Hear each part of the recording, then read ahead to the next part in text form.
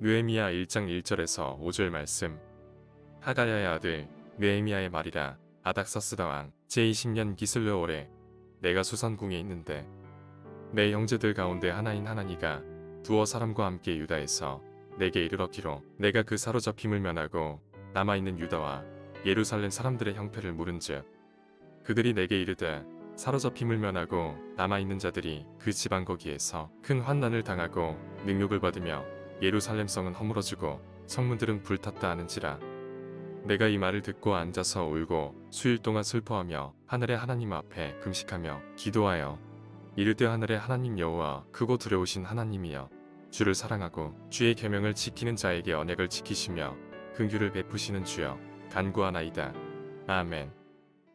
오늘은 본문 말씀 중심으로 이 느헤미야라고 하는 인물의 신앙을 살펴보려고 합니다.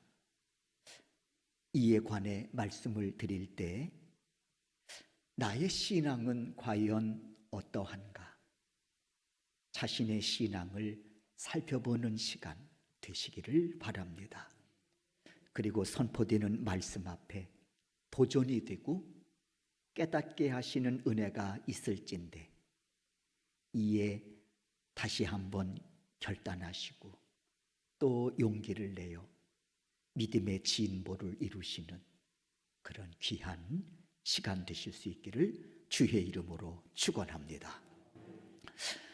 성경 말씀을 이렇게 읽어가다 보면 이스라엘 백성들이 강대국의 침략으로 전쟁을 벌이다가 패전국이 돼서 포로로 끌려가는 경우들을 우리가 볼 수 있습니다.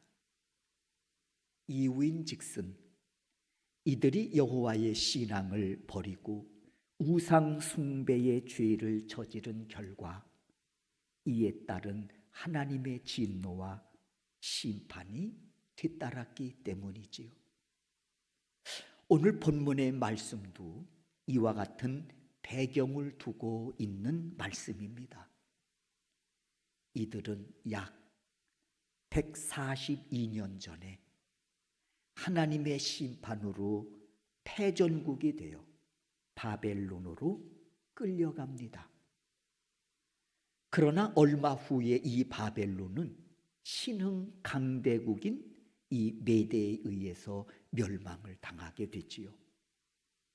그리고 또 얼마 후 메대 역시 바사 제국에 의해서 패망을 하게 됩니다. 이때 하나님께서 역사의 무대 위에 한 인물을 세우십니다. 오늘 본문에 등장한 바로 느헤미야입니다. 그는 포로 3세대로서 바사 제국에서 아닥사스다 왕의 술 맡은 관원으로 일하고 있던 인물입니다.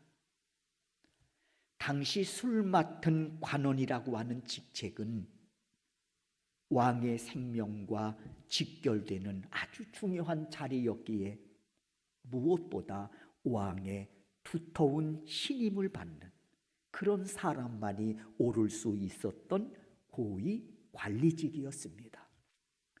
오늘날로 말하면 대통령 비서실장과 맞먹는 그런 직책이라고 하겠습니다. 느헤미야는 이 직책에서 자신에게 주어진 일들을 성실하게 수행해 나가지요. 그러면서도 이 느헤미야는 오매불망, 항상 마음이 향하는 곳이 있었습니다. 그것은 바로 고국에 남아있던 백성들에 관한 형편과 예루살렘의 상황이었습니다. 백성들이 지금 어떻게 지내고 있을까?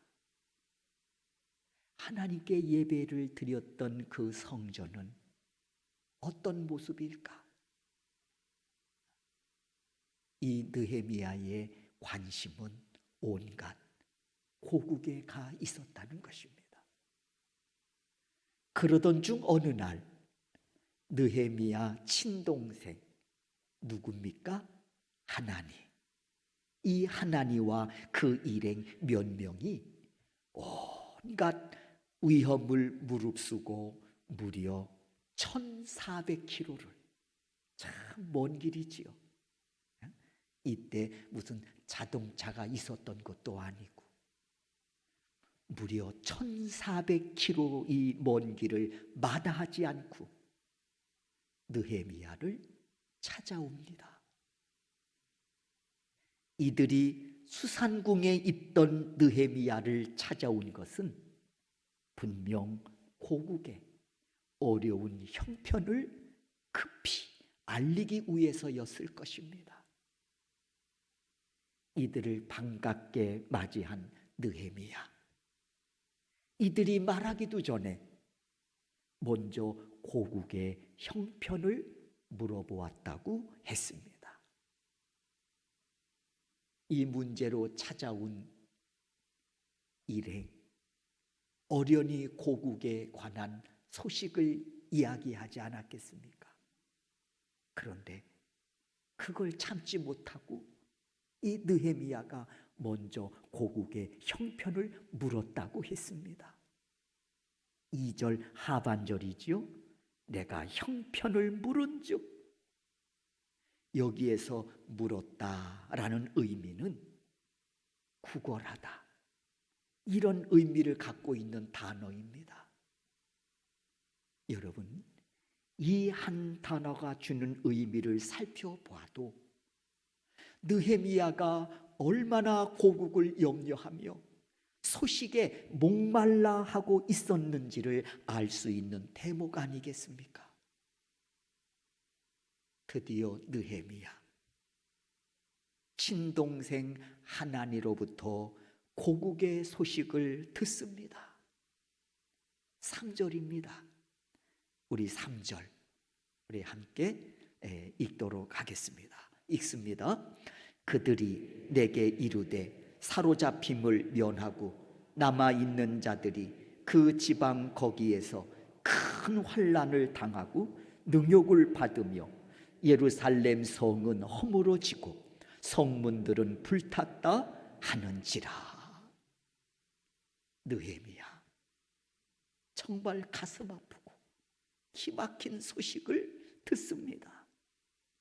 사로잡힘을 면하고 남아있던 백성들은 큰 환난과 능욕을 받으며 하루하루를 고통 속에 보내고 있다는 겁니다. 여기서 능욕은 업신여김을 당하며 각종 욕보이는 행위로 고통당하고 있다고 하는 뜻입니다. 이뿐만이 아니죠. 하나님께 예배를 드리던 예루살렘 성은 오래전에 허물어지고 성문은 불타버려 폐허가 되었다는 그런 소식을 듣습니다. 이 소식을 들은 느헤미야의 반응입니다. 그게 4절입니다. 우리 한번 4절 읽겠습니다. 읽습니다. 내가 이 말을 듣고 앉아서 울고 수일 동안 슬퍼하며 하늘의 하나님 앞에 금식하며 기도하여. 소식을 듣고 느헤미야가 여기에 대한 반응입니다. 내가 이 말을 듣고 앉아서 울었다고 했습니다. 엉엉 울은 거예요. 그것도 수일 동안 슬퍼하면서 웁니다. 그리고는 그는 하나님 앞에 나아가 금식하며 기도합니다. 고국의 비보를 듣고 난 이후에 느헤미야의 반응입니다. 여러분, 고국의 어려운 형편의 소식을 전해 듣고 마음이 심히 상한 것입니다. 이 모습에서 우리는 첫 번째 느헤미야의 신앙을 엿보게 되는 것입니다. 슬퍼하는 그 모습 속에서 이것이 느헤미야의 신앙의 모습이구나. 사랑하는 성도 여러분, 우리가 죄인을 향해 돌을 들기는 쉽습니다. 왜 저래? 하고 돌 들기는 쉬워요. 그러나 성도는 돌을 들 것이 아니라 마음 상함이 있어야 합니다. 마음 상함이 있어야 돼.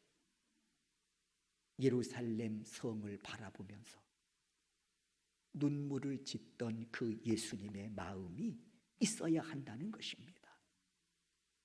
성도는 무정한 사람이 되어서는 아니 되겠습니다. 하나님의 백성이 하나님 백성답지 못함으로, 또 하나님의 교회가 교회답지 못함으로 인하여 고난당할 때 이를 민망히 여기고 가슴 아파해야 한다는 것입니다. 그리고 한 걸음 더 나아가서 책임을 갖는 상한 마음이 있어야 하는 것입니다. 내 자식이 잘못했을 때 남들이 손가락질하면서 그 잘못을 지적하는 것 쉽습니다. 그러나 부모는 그렇게 못하잖아요. 자식이 지은 죄를 바라보면서 손가락질합니까? 정죄합니까? 돌을 듭니까? 아니잖아요. 가슴 아파하잖아요. 성도는 돌을 들 것이 아니라 그런 마음 상함이 있어야 한다는 것입니다. 고난을 당할 때 이를 민망히 여기고 가슴 아파함, 그리고 한 걸음 더 나아가서 책임을 갖는 상한 마음이 있어야 한다는 것입니다. 사실 느헤미야는 포로 3세대로서 바사 제국의 왕의 술관원이라고 하는 고위 직책에 올라 출세와 더불어 얼마든지 세상의 모든 부귀영화를 누릴 수 있는 그런 자리였습니다.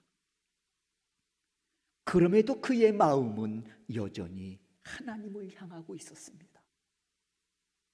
변함이 없습니다. 그의 신앙은. 사실 많은 사람들이 고난 중에 주님을 찾다가도 그 고난이 해결되면 언제 그랬느냐는 듯이 주님으로부터 등을 돌리고 세상으로 나간다든지 아니면 주님과 멀어지는 것이 다반사입니다. 그러나 느헤미야는 달랐습니다. 그는 지금 바사 제국의 술 맡은 고위직에 있었지만 자신은 하나님의 백성으로 여호와의 신앙을 지키고 살겠다고 하는 그 결심이, 그 신분으로 하나님 자녀로서의 그 신분의 정체성이 흔들림이 없습니다. 사랑하는 성도 여러분, 하나님이 왜 이 격동기에 느헤미야를 역사의 무대에 세우시고 그를 한 시대 보석처럼 귀히 쓰시려고 했는지 짐작하게 하는 대목입니다. 사랑하는 성도 여러분, 인생은 크게 두 부류로 나누어 생각할 수 있습니다. 먹다 죽는 인생이 있는가 하면 하나님께 귀히 쓰임받는 그런 인생도 있습니다. 여러분은 어떤 인생으로 살기를 소원하십니까? 소원하기는 느헤미야와 같이 죄악을 민망히 여겨 이를 슬퍼하며 마음 상함이 있는 그런 믿음의 사람으로 오늘을 살아가는 여러분 되시기를 주의 이름으로 축원합니다. 그리고 그 상한 마음으로 먼저 자신을 돌아보시기를 바랍니다. 행여 죄악으로 무너진 곳은 없는지 말입니다. 그 상한 마음으로 먼저 자신을 살펴볼 수 있기를 바랍니다.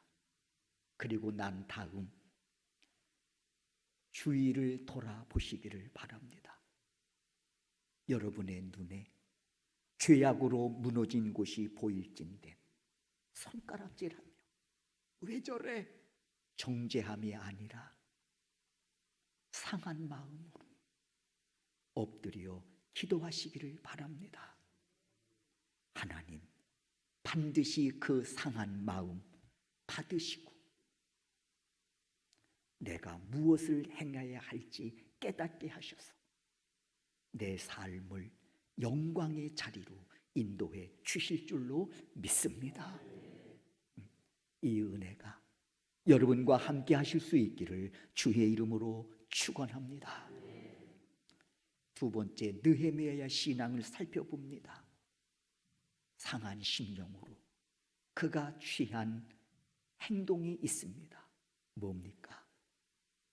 회개의 기도를 드리는 신앙입니다. 금식하며 회개의 기도를 드리고 있습니다. 5절에서 이렇게 기도를 시작합니다.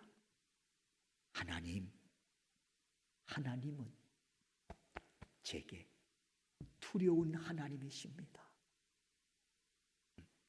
하오나 하나님은 하나님을 사랑하고 주의 계명을 지키는 자에게는 틀림없이 언약을 지키시는 하나님, 긍휼을 베푸시는 하나님이심을 제가 믿습니다.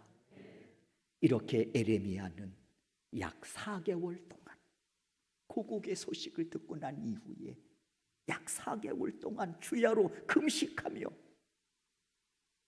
백성들의 죄를 자신이 다 끌어안고 철저하게 회개의 기도를 드리고 있습니다.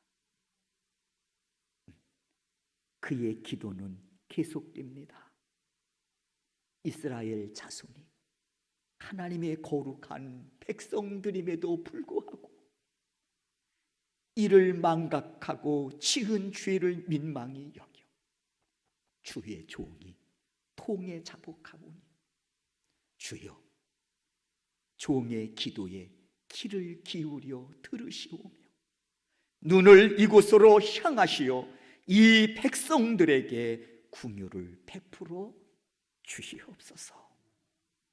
이렇게 느헤미야는 백성들의 죄 사함을 위해 슬피 울면서 금식하며 기도합니다. 백성들의 죄를 끌어안고 말입니다. 이 죄 용서해 달라고. 그리고 그 고통에서 속히 하나님 벗어나게 해달라고. 그리고 느헤미야의 기도는 여기에 그치지 않습니다. 한 걸음 더 나아가서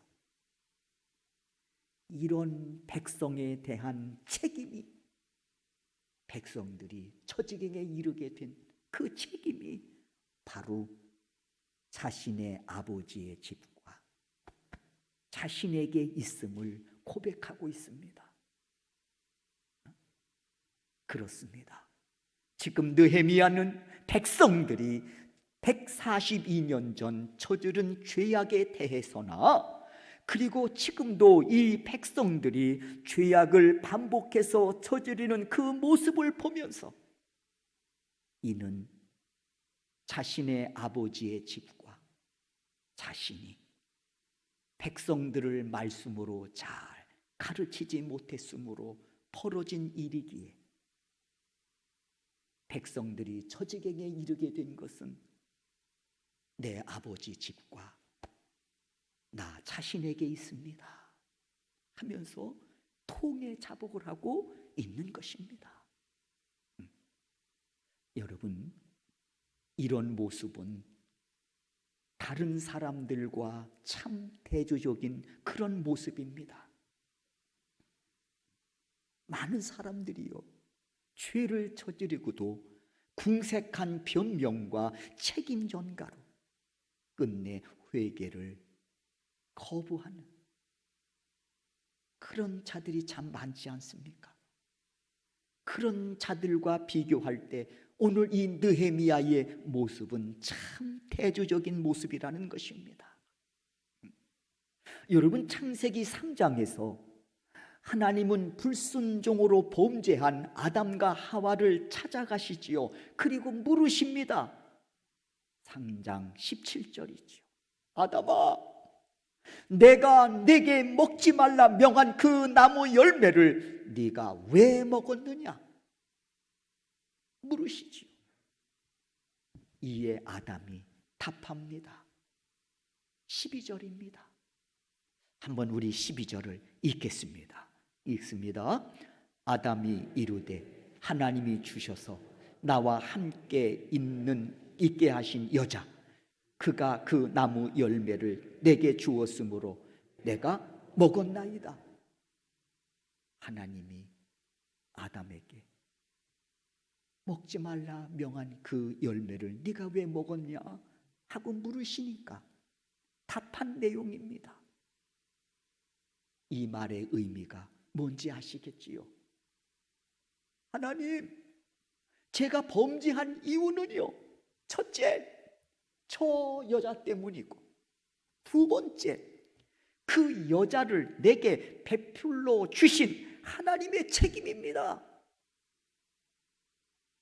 12절이 그 내용 아닙니까?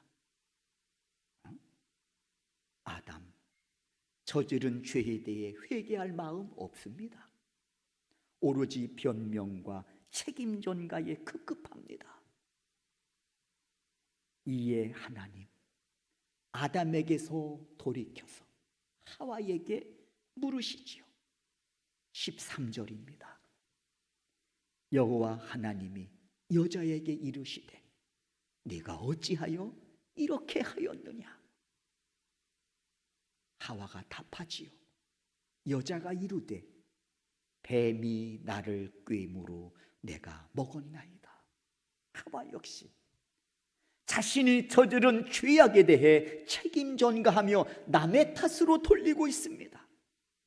결국 이들은 하나님이 주신 기회, 그 회개의 기회마저 잊어버리지요. 사울왕도 역시 마찬가지입니다. 불순종함으로 범죄한 사울왕에게 하나님은 선지자 사무엘을 보내어 책망하실 때 사울이 답합니다. 자신이 불순종할 수밖에 없었던 이유, 첫째, 백성들 때문이라고 책임을 전가합니다. 백성들 성화 때문에 그랬습니다. 책임을 전가해요. 두 번째는 하나님께 제사를 드리려고 그랬습니다 하면서 자신이 저지른 죄를 정당화하려고 합니다. 결국 사울왕도 회개의 기회를 놓쳐버린 불행한 인생이 되고 말지요. 그런데 오늘 느헤미야는 어떻습니까? 142년 전에 이 백성이 하나님 앞에 범죄하여 하나님의 진노를 사서 심판을 받게 된 것도, 그리고 이 백성이 아직도 정신을 못 차리고 죄를 반복하면서 여호와의 신앙을 되찾지 못한 것도 내 아버지의 집과 자신의 책임이라고 하면서 금식하며 통에 자복합니다. 그리고 이 백성들의 죄를 용서해 달라고 중보하며 기도합니다. 이게 느헤미야의 신앙입니다. 사랑하는 성도 여러분, 하나님 앞에서 지은 죄를 민망히 여겨 내 탓입니다 고백하는 자는 희망이 있습니다. 왠 줄 아십니까? 여기엔 하나님께서 예수 그리스도를 통해 친히 준비하신 사죄의 은총이 기다리고 있기 때문입니다. 제 탓입니다. 고백하는 자들에게 희망이 있단 말이에요. 하나님께서 예수 그리스도를 통해 친히 준비하신 사죄의 은총이 있기 때문이라는 겁니다. 그리고 그 마음이 바로 십자가를 지신 예수 그리스도의 마음이기 때문입니다. 내 탓이요 하는 마음이 바로 십자가를 지신 예수님의 마음이란 말이에요. 예수님 죄 없으신 분이잖아요. 의로우신 분입니다. 흠이 없으신 분입니다. 그리함에도 불구하고 죄인들이 짊어져야 할 십자가를 짊어지고 갈보리산까지 오르셔서 그 위에 달려 죽으십니다. 내 탓이다 하면서 죽으시는 거예요.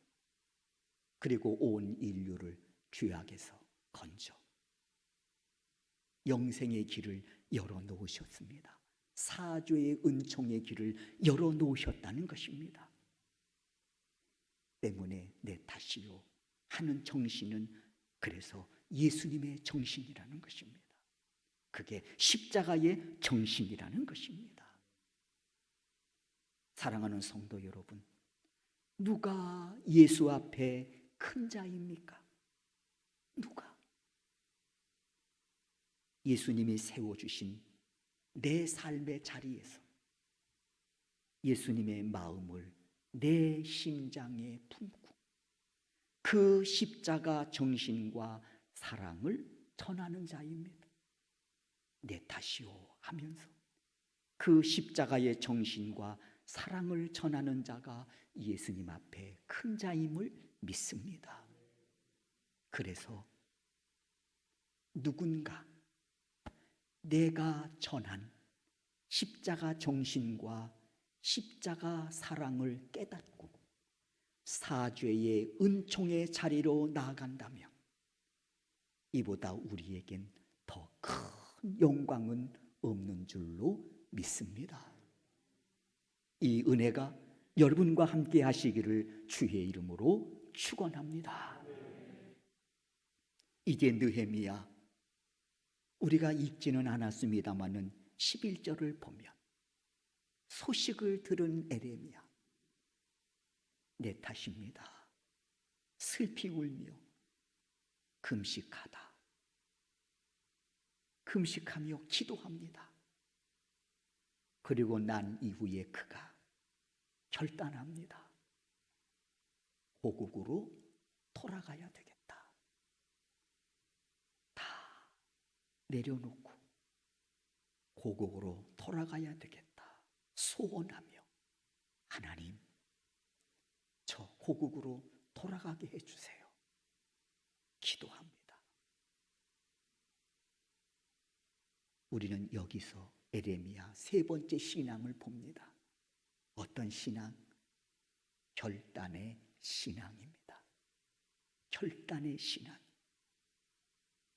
느헤미야 돌아가서 고통당하는 형제들을 돌보며 무엇보다 저들을 여호와 신앙으로 다시 일으켜 세울 수 있도록 하나님 저를 고국으로 다시 보내주십시오. 그리고 무너진 예루살렘 성과 불탄 성문을 중건할 수 있도록 하나님 저에게 그 기회를 허락해 주십시오. 느헤미야는 알았습니다. 뭘 알았는가? 무엇이 하나님 앞에 세상 앞에 진정 값진 인생으로 살아가는 것인지 그 비밀을 느헤미야는 깨달았습니다. 그리고 느헤미야는 과감히 그 길을 선택하고 그 길을 갈 수 있도록 인도해 달라고 느헤미야 하나님께 기도합니다. 하나님 보내주세요. 이에 하나님 응답하십니다. 하나님께서 아닥사스다 왕의 마음을 움직이셔서 느헤미야의 귀국을 허락하게 하신 것입니다. 이에 느헤미야는 예루살렘으로 돌아가서 52일 만에